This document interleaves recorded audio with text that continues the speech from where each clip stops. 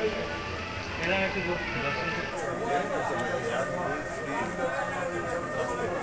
देखिए ऊपर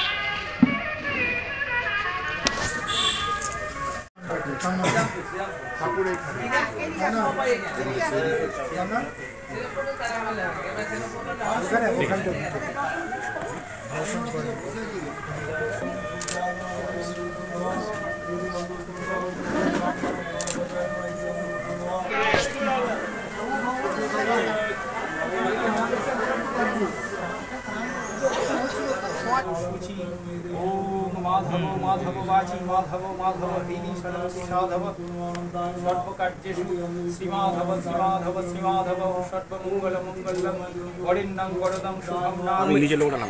রামনবমীর পুণ্যতিথিতে দেখা গেল যে আপনি দিকে দিকে গিয়ে পুজো করলেন। ইতিমধ্যে কটি মন্দিরে পুজো দিয়েছেন এখনো পর্যন্ত? অনেক জায়গা থেকে শুরু করেছি। জগৎবল্লভপুর গেছিলাম, ডোমজুর গেছিলাম, মা রাজরাজেশ্বরীর মন্দিরে রামনবমীর পুজোটা দিয়ে আমি 9 দিনের আমার যেটা উপোস ছিল সকলকার মঙ্গল কামনা করে সেই উপোসের পুজো দিয়ে উপোস ভেঙে এই রাম মন্দিরে এসেছি প্রভুর পুজো করে।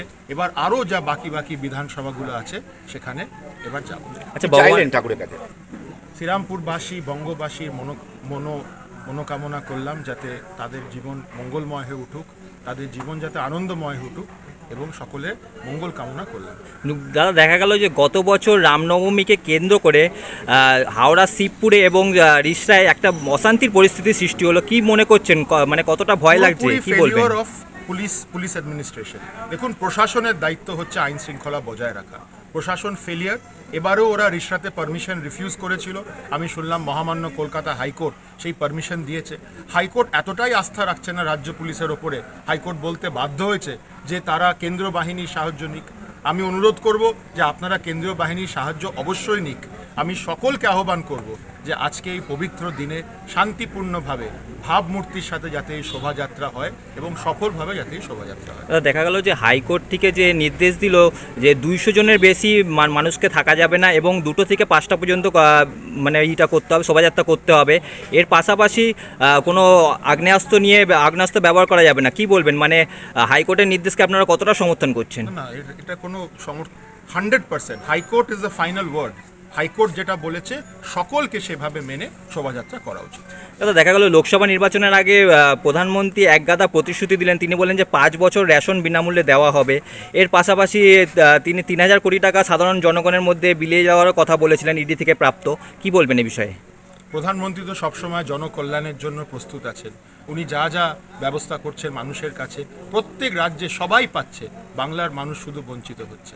উনি যেই প্রস্তুতগুলো রেখেছেন, বাংলার মানুষকে অনুরোধ করব, প্রধানমন্ত্রী আবার হবেন, উনি ওই গদিতেই বসবেন।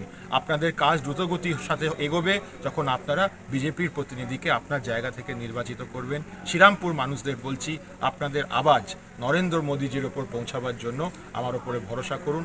পার্লামেন্ট অবধি এবং মোদীজির অবধি আপনাদের আওয়াজ আমি নিয়ে যাব। দুদিন আগে মুখ্যমন্ত্রী মমতা বন্দ্যোপাধ্যায়কে চালসায় চোর বলে স্লোগান দেওয়ার পর মুখ্যমন্ত্রী তিনি এখন বিজেপির বিরোধিতা করছেন। কি বলবেন? চিরকাল করে এসছেন। ওনার দলের মন্ত্রী, নেতা, বিধায়ক, বড় বড় কাউন্সিলর সবাই জেলে আছে। উনি তো বিজেপি বিরোধিতা। একটা রাষ্ট্রবাদী দল, একটা রাষ্ট্র গঠনের লড়াইয়ে যখন এই দল নেমেছে, মমতা বন্দ্যোপাধ্যায় চায় না রাষ্ট্র গঠন হোক। উনি ভারতকে ভাগ করতে চাইছেন। তো এই লড়াইয়ে উনি বিরোধিতা করছেন, এই লড়াইয়ে উনি সফল হবেন।